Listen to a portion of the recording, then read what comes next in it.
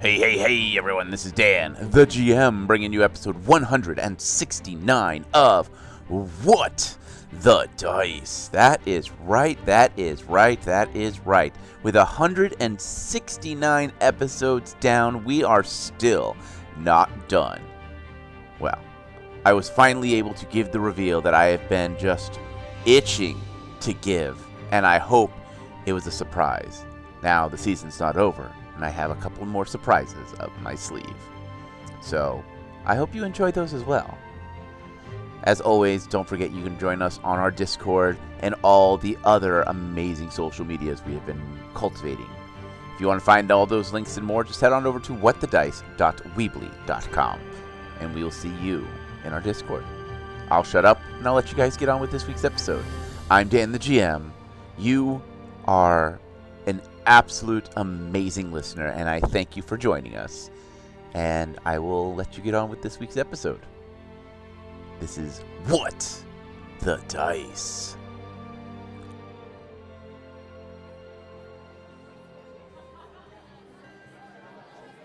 We find ourselves in the pub. The people, well, spirits around us, are jovial and enjoying the music and everything, but it doesn't feel right. We don't feel like we quite belong here. We don't know what it is. But as we slowly turn back to the bar to sip at this strange mead that has been placed in front of us, the Grim Reaper, the Ferryman, the Storyteller, whatever he now goes by, leans onto the bar and smiles, placing the book down next to him. Well, me friends, it seems as if Kalila and Defibulus are learning. And let me tell you, the way they have to learn here is very difficult. Mistakes can be made, and the fabric of time and existence can be changed with mere a word by those whose threads haven't been severed. I wonder how long it will take them to learn a lesson on what and who and what has happened in the past. For if one does not learn from their past, they are quite doomed to repeat it.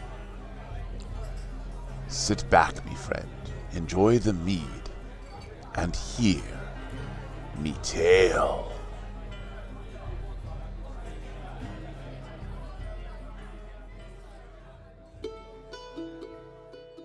In the last episode, the adventurers have finally met up with death. After the Battle of Argaroth the Ragaroth, Death made himself known and has offered to help the adventurers in making sure that they learn something, somewhere, about the Forgotten God. Taking them to the spire, the adventurers got to see where the holding place of souls that need to finish something in their life have been held. Getting a chance to take a break in this strange place, they also found out that these strange games that Death has decorating the spire are connections to the past and to some form of alternate timelines. We come back with the adventurers sitting at a poker table after they have messed with the timeline of the Murdoch. Now that things have been restored and Defibulus went back through and died, Kalila's going to look to see, are there any other tables with any other cards, or is it just this table? As you look around, you see a chess game with a strange man in gleaming armor. You see checkers, you see tic-tac-toe. It looks like there's a collection of games that require game pieces to play, spanning everything from simple childhood games like pick up sticks to more advanced games of tactician games and things of the like, and everything in between. Are there any clues scattered around those tables to indicate what time? Like, this has posters of the Murdoch and stuff like that. Is there other clues? Give me a perception check. 25. With a 25, you look around and you can see that each little game area, the walls around it are indicative of the region that it is in. So if you are looking at something that is dwarven, it tends to have more stone working. Where if you see more elven, it tends to be more tapestries of the like. You do see paintings and what would be like news clippings or scroll clippings of things that happened in that area. Okay, so clearly that table's the Murdoch.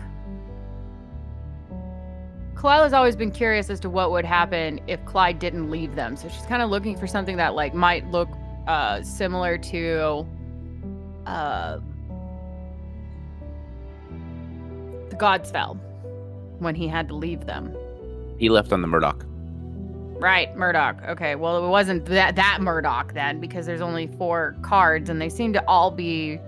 Well, she'll pick up the last hand, see if it's related, but she's not expecting it, because it all seems to be not revolving around them, but other people.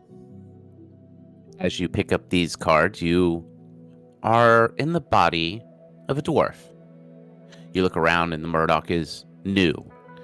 You can smell the new tar and the new stain on the walls. You can look down at the cards and they are freshly printed. There's that crispness to them that only new cards have.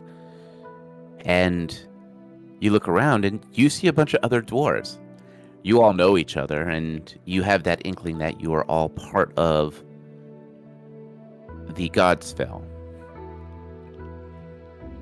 Do you want to continue on or do you want to put the cards down? She'll put the cards down and go, that one's one of the dwarves. If you want to go through that one. I'm scared too, because it might involve engineering. Ooh! Engineering. I'm off. I might be, I don't know, but it's one of the dwarves. As Defibulus picks up the cards, you are immediately thrust into this memory. You're a dwarf. You're new on the Murdoch. This is the first time you've been there. You worked on the team that helped restore it.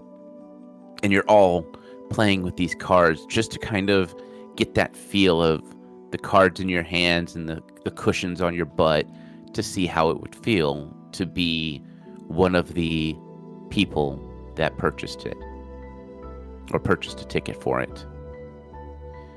You set your cards down and you begin to walk around and you walk towards the engineering bay. The door is open and you walk in and you can see the engines in their splendor. They are brand new, freshly polished. Wires are meticulously put in place.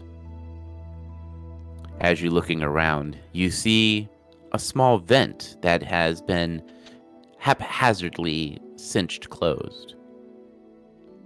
As you get closer, you have this feeling of danger and warning. What would you like to do? Does it have any, like, suggestion like it did last time when you did one of these? No, you're just getting that inkling of fear. Like, you shouldn't mess with it.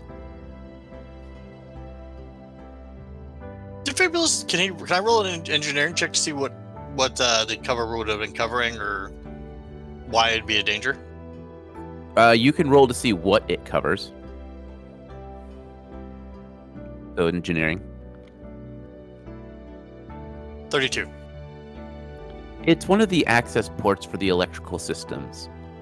It's designed so that you can easily make modifications or replace one of the main fuses for the system. Defibulus will check it just to see why it's such a fearful thing now. As you kneel down and begin to open it, the grate is hot and it burns you for a moment before you remove your hands, and You notice that it is particularly warm. You don't have clearance to just shut down the engines, but there's something going on.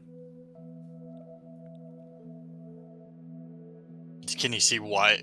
Oh wait, he wasn't able to open it, was he? Nope. Defibrius will see if he can get a hold of one of the higher-rated engineers to inform them of what's going on.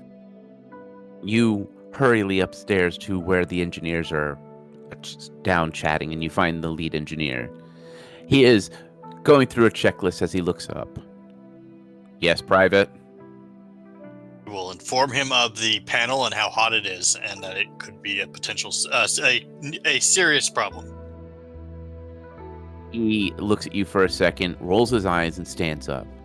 If this is another one of your mistakes, I swear I will make sure that you never work on anything technological ever again.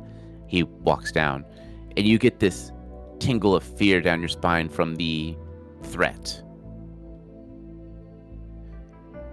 Then there is just silence. Then there's a moment where sirens are going off, and there are fire brigades running with buckets of water. And you are sitting on the casino deck, knowing that the head engineer is downstairs, possibly caught in this inferno of flames. What would you like to do? He will go down and see if he can help him. As you come barreling down the stairs, you get to the door, and it is warm to the touch, but it is cracked open, and you can see the head engineer is currently trying to fight fire with a small water hose that is used for the fires. It looks like he is having a losing battle. What would you like to do? Didn't the Murdoch have fire? I thought it had his fire suppression system, didn't it? It did. Fabius will scout the room and see if the fire suppression system is in here. As you start looking around, you could just hear the screams of this guy as the fires get hotter and hotter. Eventually, the fire brigade breaks down the door and starts to douse it in flames. But it is too late for the engineer. He was engulfed in flames and killed. The moment ends as you watch as they pull the body out, and you can just feel this sense of dread as the cards kick you out. Did anything change while Kalila was sitting there watching? Give me a perception check. 28. As you look around, the painting is gone. The pictures, the framing, everything is gone. You just see a single note. Test flight of the Murdoch. Due to fire safety, shutting the project down. We will have to find alternate routes to make money. She will wait until Defibulus pops back out and then go back in and fix it. You screwed it up. Why did I screw it up? We were testing this. You didn't. I didn't say yours were screw-ups. She'll point and she goes, everything disappeared and the Murdoch never got past its test flight. All there is this note. Yeah, that does kind of make you think there is a problem. Yeah, go back and do whatever differently. And Phoebus will head in and do it differently. As you come back in, you are a new person to the Murdoch. First time ever betting on it. You could smell the fresh paint and the fresh tar. You look at the hand of the cards and you smile as you can feel the crispness of them. You get a chance to set them down and you start to do your walks. You head down into engineering and you find that the plate is again hot to the touch. What would you like to do? So from the last time we went through, the panel obviously did something that started a horrific fire. From what I'm assuming occurred. Mm-hmm. Is there anything to wrap my hand in real quick? No. Is there any fire? Anything in here to cool the panel with, like the equivalent? You look around and you do see the hose that the last time you were in this memory that the lead engineer was using. Time he got to it, it was already a full-blown catastrophic fire. Mm-hmm. But you do see the hose that he was using. Amphibious will try the hose and see if he can cool that. Cooling it with the Psittici's knowledge of engineering, what would happen if I doused that panel? Well, if it's electrically charged, you're going to get electrocuted and possibly start an electrical fire. If it is just ambient heat, it will cool it down, but you could potentially crack the metal. There's a couple of different things that could happen. Is there anywhere that Amphibious can see power going to that thing that could be turned off or stopped? Give me a perception check. 32. You look around and you just start to realize you're not trained for this. You were brought in to run simple wiring and ensure things were working. You've never really had a chance to dive into this engine. The room is starting to get warmer and warmer. Amphibious so does that mean the person I am currently inhabiting does not have the skill, or Amphibious currently does not also have the skill? The person does not have the skill. Amphibious will see if he can apply his knowledge and stop the problem. All right. Roll an intelligence check. 19. With a 19, you try to force yourself into the position, and you are ejected from the cards with no change to anything. So it's still just a note? Yep. What'd you try? What happened? The person I was apparently inhabiting is new to the ship and doesn't know anything about it. There's going to be a horrific, catastrophic fire. And what I did this time is I warned the head engineer who went down there and died in the fire trying to fight it. So I was trying to put myself in that guy's shoes and use my knowledge to stop it from starting. Okay. Which threw me out. So the guy's inexperienced. I could try just going in and dousing it with a hose, but it's a good chance it's going to either cause an electrical fire or short something out. Well, if he doesn't know what to do, try that or do nothing.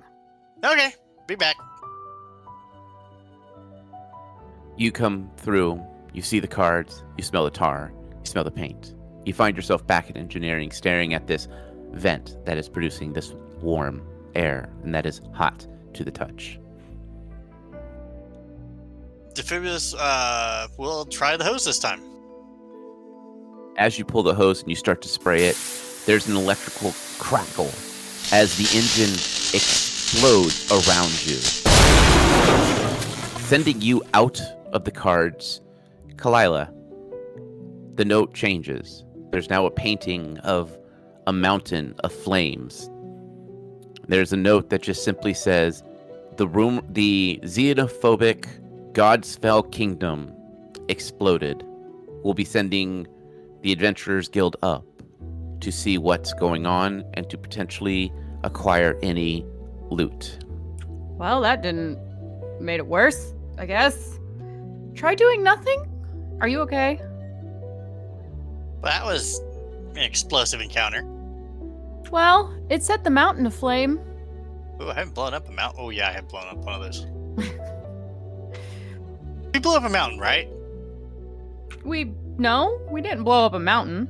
Can I count blowing up a mountain can I count that as I blew up a mountain? Technically, it happened just in a different timeline, so yes? I now say I blew up a mountain. Clyde's gonna have so many words about it. All right, I'll be back. I go. While he's in there, Kalila's gonna actually take a moment and go, wait, Gosfeld wasn't there. She's gonna look. Are there still the deck of cards around her? No. It seems as if as that history changes, as you look around, there's an echo. With Godspell gone, the poker table is now just a single table with a single deck of cards, which are currently in Defibulus's hands. You look and you start to see echoes that have changed. Dwarven warriors that have found themselves from Godspell never came down from the mountainside to help in different battles. You see indications of the holy city was less funded and the paladins chose to go somewhere else. You find that the Rat Kingdom is now in charge of this current timeline, with the holy city being on their island. You also notice that the reports and the information about New Haven, you see no indication of New Haven ever existing. It seems as if one echo seems to resonate through this entire area. Well, we gotta fix it, figure out what that guy is or is not supposed to do to restore the timeline. Back to Defibulus. You find yourself in the engine room. The vent is belting out this hot air. It's starting to glow slightly. What would you like to do? He'll wait and see what happens this time. As you stand around, you start to feel panic in this person's body.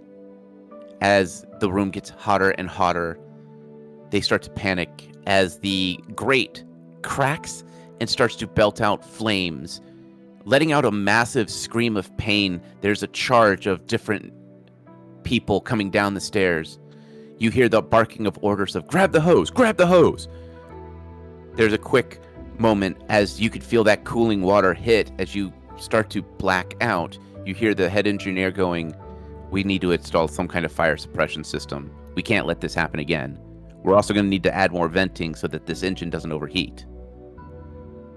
You hear someone else as you fade out. What do we do with the boy? You hear we're going to name the ship after him. The Murdoch. As you black completely out. As you come to, Kalila, you see that there's a legitimate ripple in the air around you, like a shockwave that phases through you, and everything seems to reset back to the way it was.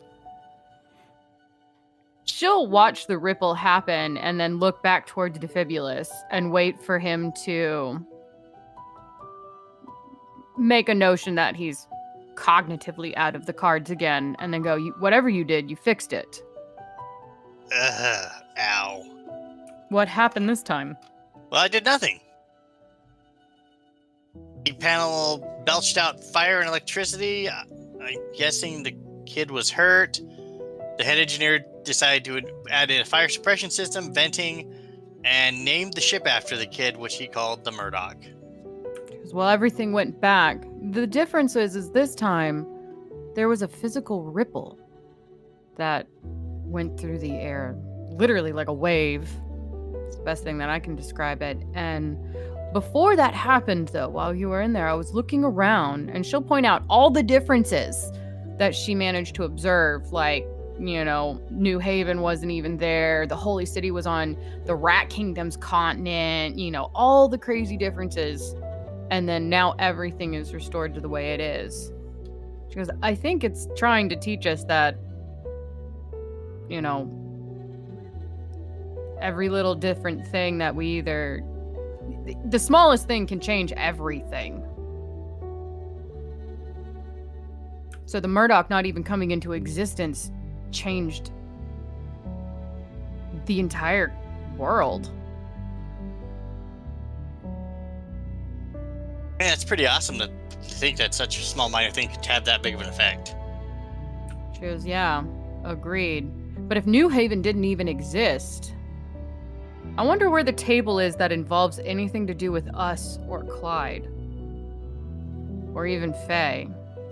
As you guys are discussing this, Defibulus, you feel this weight come off of you as you set the cards down. And as you stand up, you see the spirit of Private Murdoch sitting there. His body is pretty badly burned, his uniform ashened, and he is staring at his hands, and he just looks up at you. There was nothing I could do. He slowly stands. I always thought it was my fault. He turns and starts to walk towards the tavern and then stops. Thank you. As he walks into the tavern and disappears from sight. Does Kalila see this at all? Yes. Okay. Was that Murdoch? Yep. That was Private Murdoch. I guess we helped him realize that it wasn't his fault. So he's been trapped in that set of cards, blaming himself since he died. Kind of seems that way, yeah. It's interesting that he doesn't get to, well, okay, wait. He said something about only those whose strings haven't been cut. So you going through the different scenarios allowed him to see just because he was inexperienced, it wasn't his fault. So he's been all right, I'm ready. I think I'm done with this. Oh, I mean, what if the idea is that each of those sets of cards is those people are stuck, and until we show them the different possibilities that they can't go forward? I think that's more us to remember we're supposed to be learning a lesson, not teaching them a lesson. And there's too many cards. Look around you. Look how many tables there are. There's no way that we could literally go through. How many scenarios did you just do? 3, 4? Yeah, they're about. Now, when I changed Gullcats, he sat at the table for just a minute, but he disappeared. He didn't stay and say anything like Murdoch did. And he returned to the cards. Which I don't know why he returned to the cards. Maybe he wanted to continue to play out a different scenario. Maybe he wanted to try and win and get even more rich than... So maybe he's trapped in his own little hell. But what's the lesson here? Something about fate? Destined to do something? Well, I mean, technically, it just shows you that everything is set to happen for a particular reason without it's up, even the most minor change has drastic consequences. Yeah, so we can't change the past because that would change the future, which is fine. Don't dwell on what could have been. I mean, that's something everybody always says, but no one really truly takes to heart. Yeah, that's generally true. I've been trying to find ones that are connected to us directly. And I haven't been able to find that table. Defibulus will look around the room, see if he can spot the table they all played at. Perception check. 26. With a 26, you both begin to actually walk past these tables. You realize this room is actually rather large. There's other pictures and other paintings. There are other blackjack and poker. There are multiple tables for different games, different areas. And then, Defibulus, something catches your eye. There is no table. There's just a painting of a very familiar steamboat. Defibulus will head over to that painting and take a look at it. As you stare at it, you could almost hear the gulls and hear the world around you. As you look around, you're yourself. You are at the coastline, and you see your brother. He is talking to somebody. You don't recognize them. Their backs to you. And you see a handoff of some pretty large coin bags. The conversation continues as the creature with his back to you begins to move towards the steamboat. You look at yourself and you realize you're in your armor. You have your weapons. What would you like to do? He'll scan the boat. Does he see his siblings on the boat? No, but you do see your mother and father walking towards the gangplank. Wait, I was gonna say, wait, his parents were killed in a caravan accident. I thought his parents are getting on the steamboat. No, they are at the gangplank. They are not getting on. They are standing at the gangplank. So they just got off the boat? Nope, they are just standing there. It looks like they are waiting for someone. Defibrillator will kind of, stroll down that way, but not like stick out like a sore thumb type thing. Okay. Roll me a stealth. Stealth, that one thing I don't think Defibrillator is very good at. 26.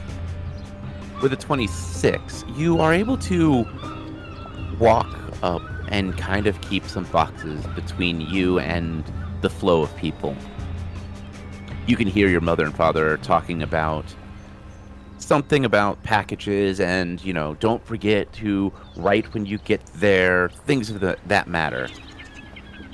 As they walk off, you see that hooded figure, and it looks like he is at the water line, and looks like he is doing something to the boat. Defibrillator will keep an eye and see what he's doing.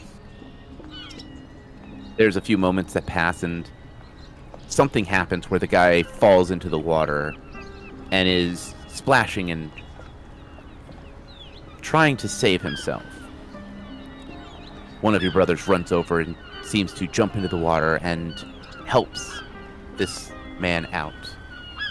There's a short conversation before he thanks your brother and walks off. The hooded figure walks over to your older brother, the one that is cursed or blessed by the bone god, Varric, and hands him the bag of gold and walks off.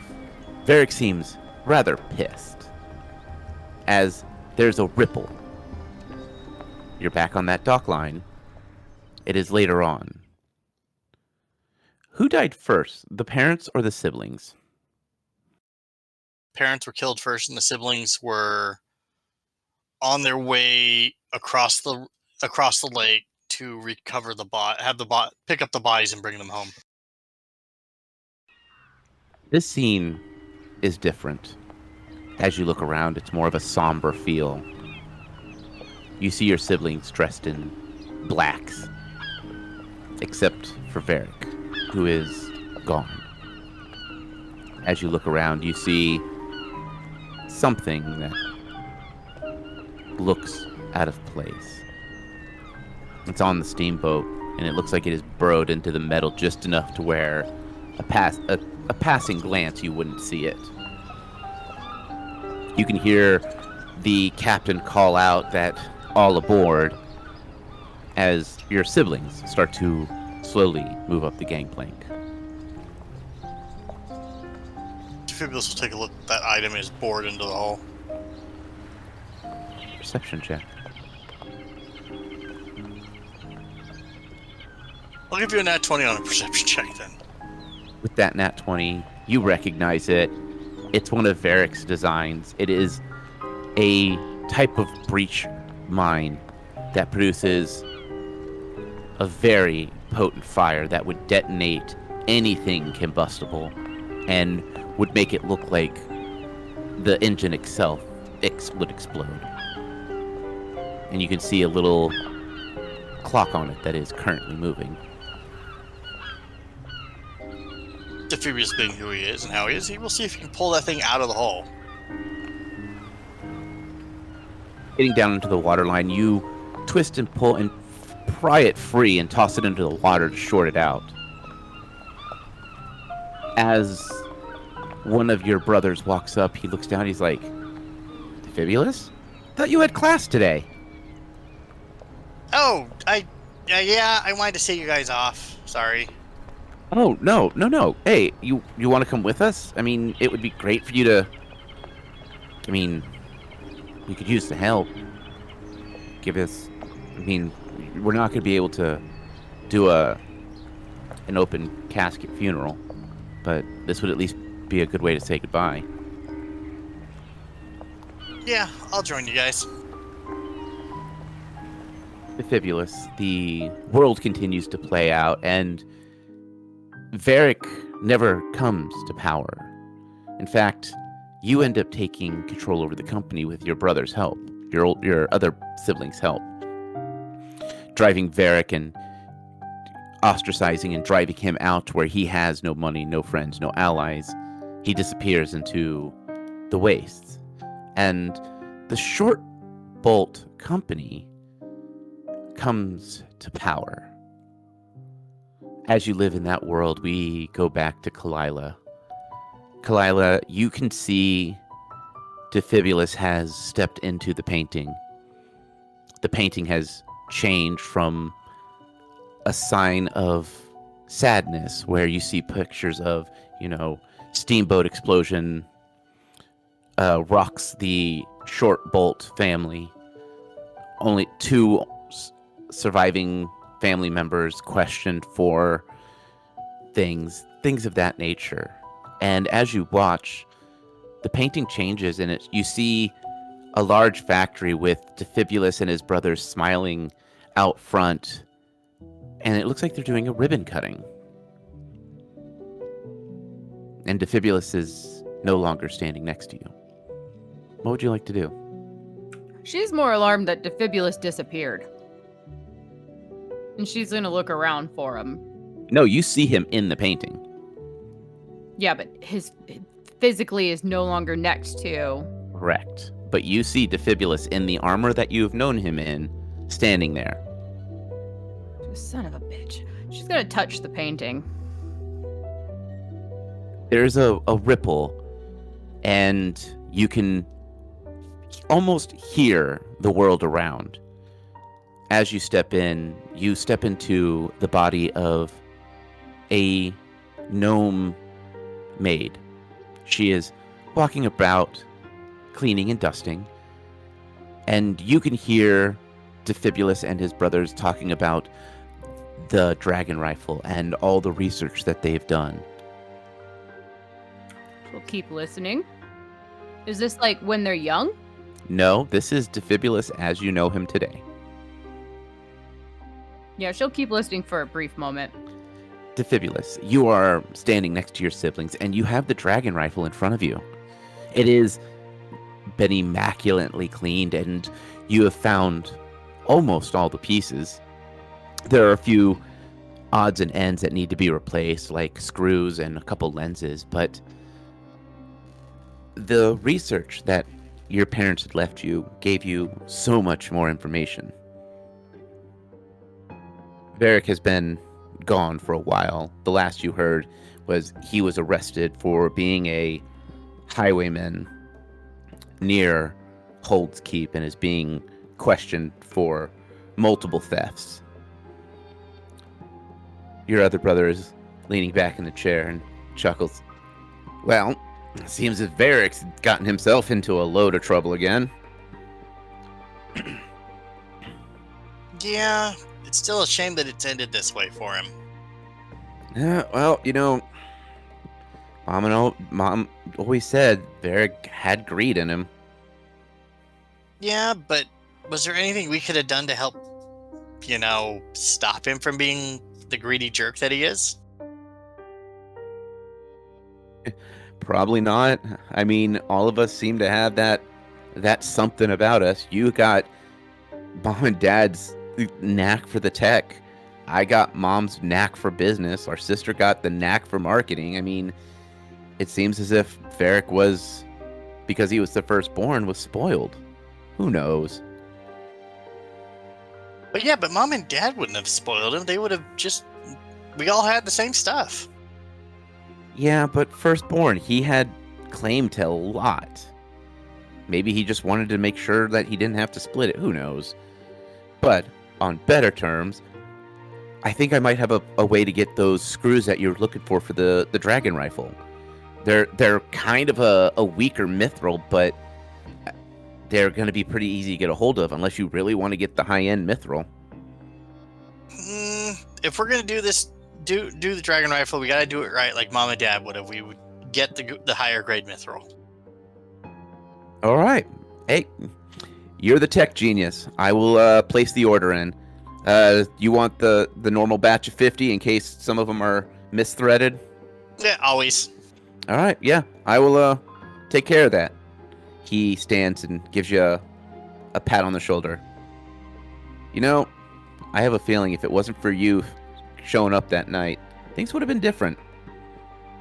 I heard you threw something in the water, but honestly, that's the past. We got a lot of work to do to get this research company up and running like the way you want. Indeed, the past. Very much so. He nods as he walks out. As he passes Kalila in the gnome form, he gives a bow and says, "Hey, don't forget, you've got off Friday. I don't want to see you here again. Every time you take a vacation, you decide to show up anyway." He gives a chuckle as he walks past you. She'll just smile and nod with that kind of like, yeah, I know, playing along, and wait for him to be out of earshot. And she's going to look at Defibulus for a moment and wonder if he'll listen to how insane this is going to be, because she realizes that she's in a gnome body. Or if she can just back out of it. And after a moment or two, she's going to enter the room and go, "Defibulus, can I have a word?" Eh? Yeah, certainly. What's up? She'll come in and shut the door, and she goes, "Do you remember Kalila?" I don't know, Mr. Voice in the Sky. Does he remember Kalila? You have this strange, echoey, almost like a dream state that you've heard the name Kalila, but you don't really remember. It's like maybe someone you knew in school, maybe someone that you met in passing. It just feels very foggy. I mean, the name seems familiar, but I can't quite place it. Okay, well, I'm about to sound like an absolute mad woman. Hear me out. You what? You don't want to go on vacation and you want to continue working? No, I'm not whoever, motioning to herself, whoever this is. You stepped into a mirror, a picture, to alter the past, and you haven't come back. I'm Kalila, and I came back through, and for whatever reason, I'm manifesting as this gnome. You changed something in your past. You need to come back. I changed something in my past, you said? We met up in Narrow Cloud. We've been on this crazy adventure to fight an undead god. And we were standing in the spire talking with Death, trying to figure out lessons. And you stepped into a picture. I know it's going to sound insane, and I'm sorry. I swear I am not insane. I mean, that does sound absolutely bat guano crazy. All I know is that it was a picture, and it was somber, and I remember in your past, your brother is evil, and he killed your parents and your siblings, but I'm guessing that guy, whoever was in here, was your brother based off of your conversation. Yeah, that's my brother. You know him. No, I don't. I don't know anything about him. And there was a quest to figure out this dragon rifle, and you were collecting all the pieces, not trying to rebuild it. You didn't need these mithril screws. Every time you found a piece of the dragon rifle, it put itself together. I need you to undo or remember and come back to me, Defibulus. Defibulus will think on what she's gibbering on about. So, you're saying... I'm a black cat that met you on the road. We met Clyde, a paladin, and we went to the Holy City, and they sent us on this insane quest. You don't remember anything about the cursed swamp? and going to Godsfeld and the Murdoch. I get to go to Godsfell? Yes, we went to Godsfeld, a forbidden city with dwarves, and we actually ended up meeting some really cool things that are frankly unbelievable. And you kept getting pieces to the dragon rifle that your uncles scattered apart across the world because your brother became in power and started worshiping an evil bone god. We've killed him twice and he's come back from the dead. Why does that... Okay, that part, I could see that happening because he is a total jerk. I mean, there are dung piles with more personality and more common sense to stay dead and behave themselves than him. Yes, and you have no idea. Does he have a wife? You always said you had no idea how he always managed to somehow get a wife with the personality of less than that of a warts on a troll's butt. Now come on, come back to me, Defibulous. That does kind of sounds like something I would say. I need you to leave this reality. It's not real. Seems like a damn good place to me. I mean, it's good for you, but not the world. We were saving the world, Defibulous. I mean, that would be kind of cool to save the world. But what are we saving it from? An evil bone god. Is it not here? The people will think, has there been any talk of the bone god or anything bad going on lately? Or evil, weird sicknesses? Defibulous, as you listen to this maid, you think about what's going on in the world. It's been peaceful. There's been no war. There's been nothing, just pure calmness. To the point of many kingdoms have made stronger allied ships. And things are perfect.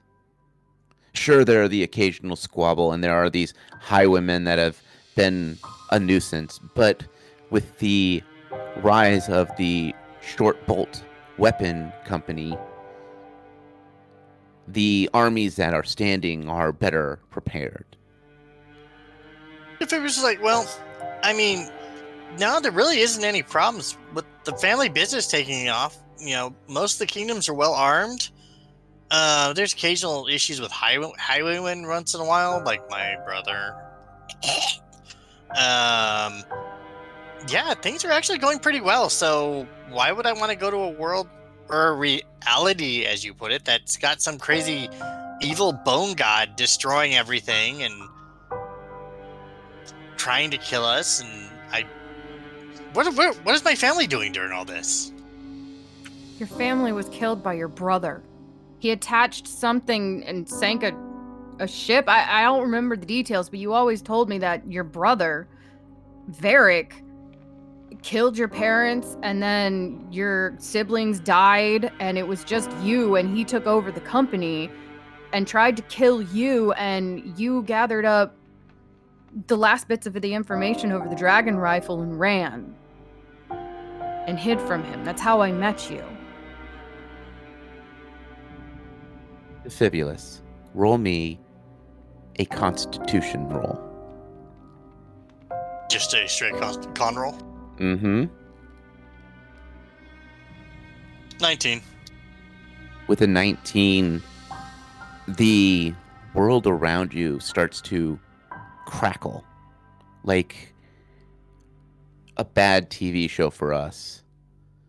There's alternate and multiple realities flashing in. You see one moment where the building around you is just in shambles and burning to the ground. Then there's moments where you see these skeletons walking around with weapons in their hands, to the point of where you see out and you just see Varric standing next to this massive creature of black bones with roses twined between its arms and legs that give it this muscle structure.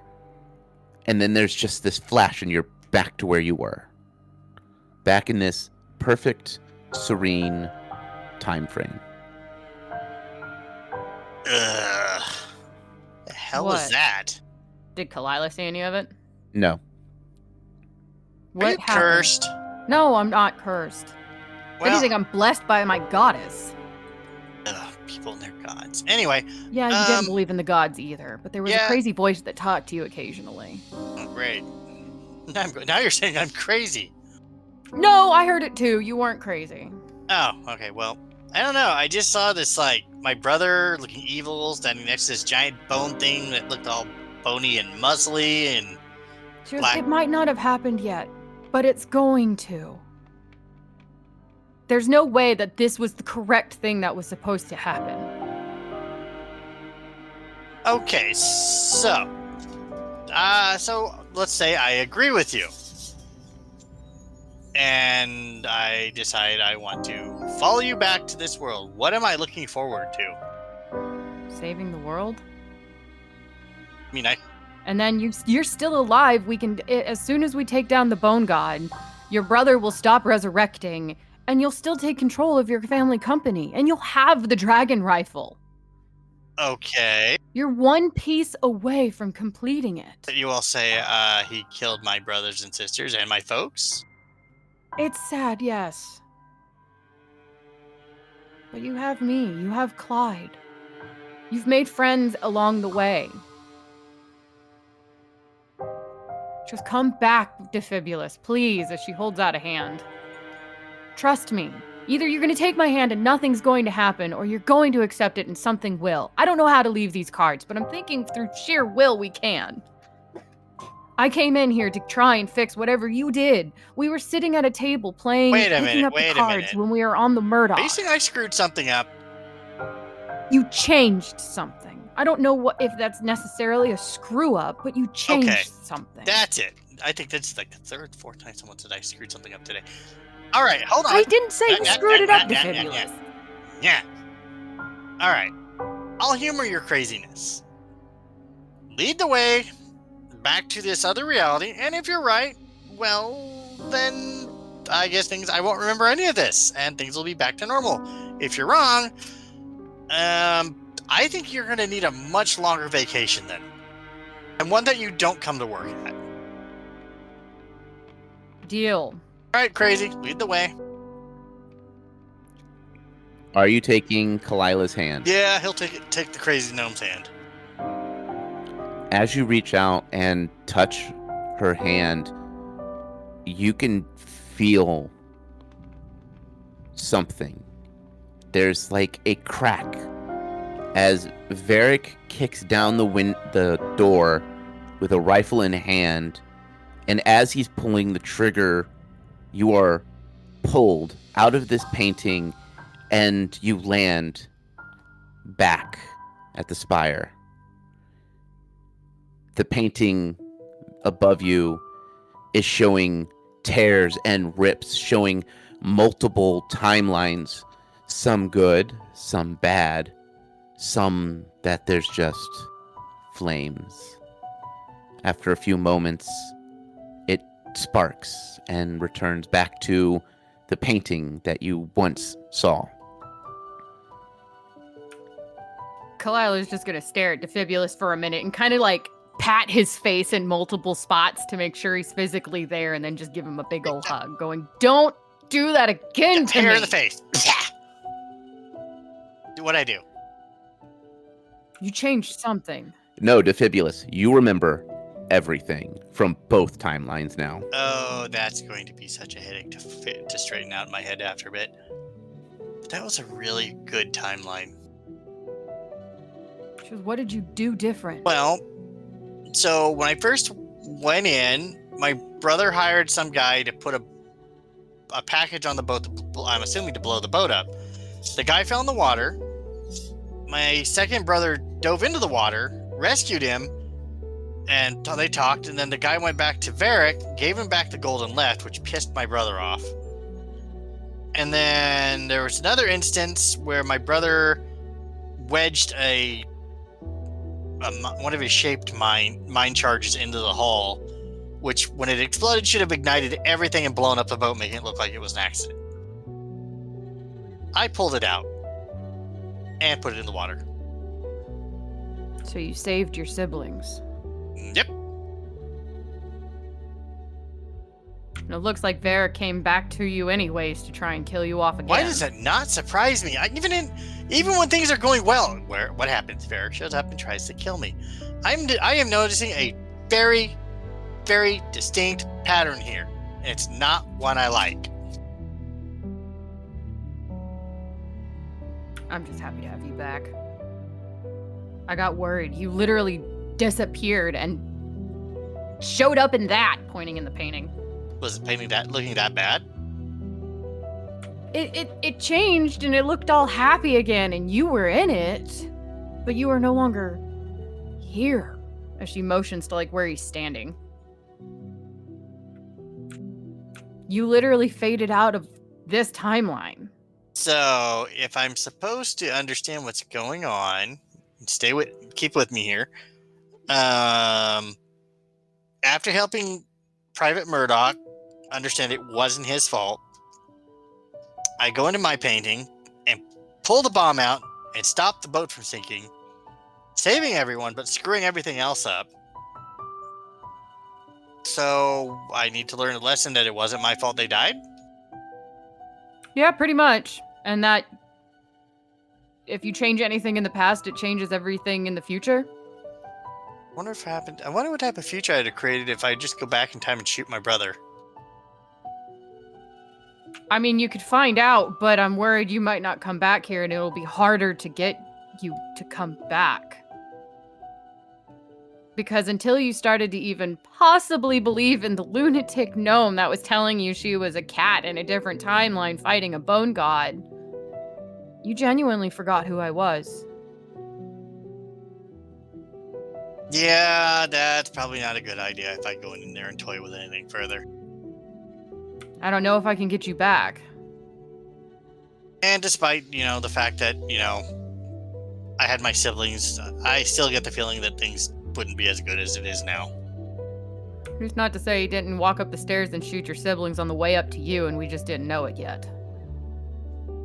Oh, because I would have figured if he shot something, we would have heard it. But yeah, you got a point. He could have stabbed him. No, my brother's not about stabbing. It's all about shooting.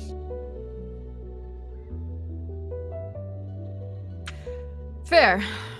Because I think the lesson is we're special and don't mess with anything. That's what I'm taking from it. We're here for a reason.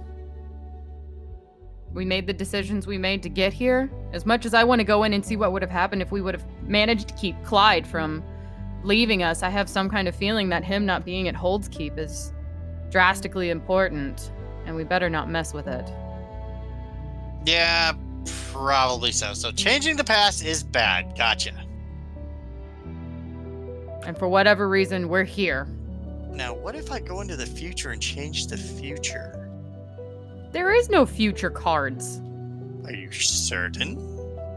Well, not that I've seen. Ha! I want to go try to change the future. We'll go find a future card. But again, I don't know how I'm going to go get you back. I didn't expect you to disappear. The ones over there on the Murdoch.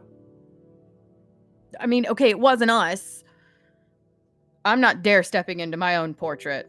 No way, no how. Well, if you do, I'll just blow it up.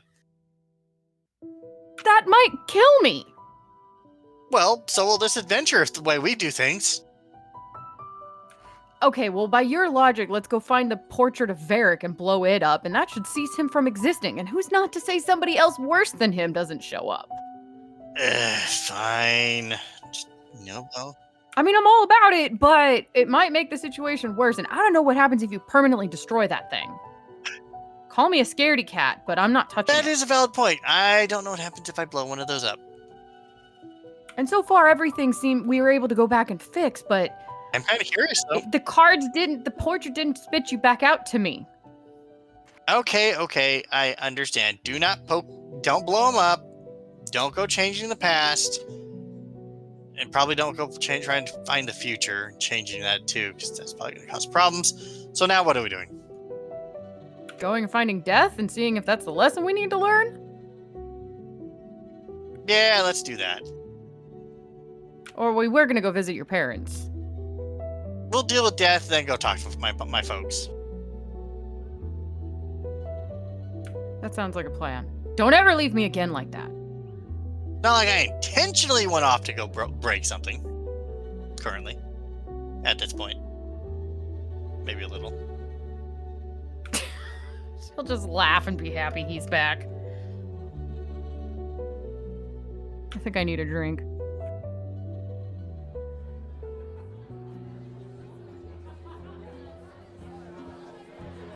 As you two walk to the tavern to get your drink, the tavern is quieter.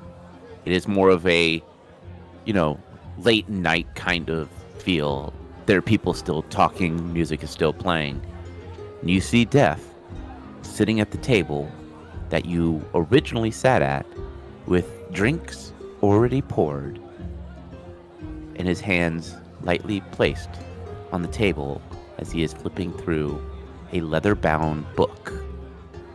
He looks up and he smiles as he slowly closes the book and waits for you to sit. Oh, she's sitting and taking a drink before saying anything.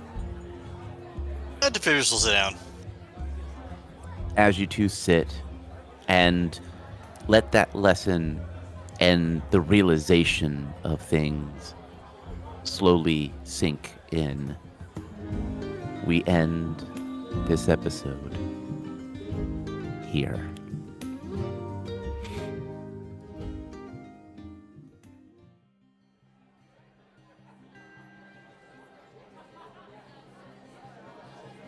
We sit at the bar as we watch Death sit down and have a discussion with Kalila and Defibulous. These heroes that we have heard the tale, and we have this inkling. Something doesn't feel right. Something about where we are and what we are doing doesn't fit where we should be and what we should be doing. As we slowly turn, we look down at the drink. Next to it, a set of dice sit. A 5 and a 6 are seen on the small cube dice. As we slowly pick them up and we slowly let them roll out of our hands and bounce off the wood, we find ourselves repeating something we have heard time and time again. It is the end of just a small tale of a greater story, and a prayer, a wish, a blessing. May the dice gods bless our every roll.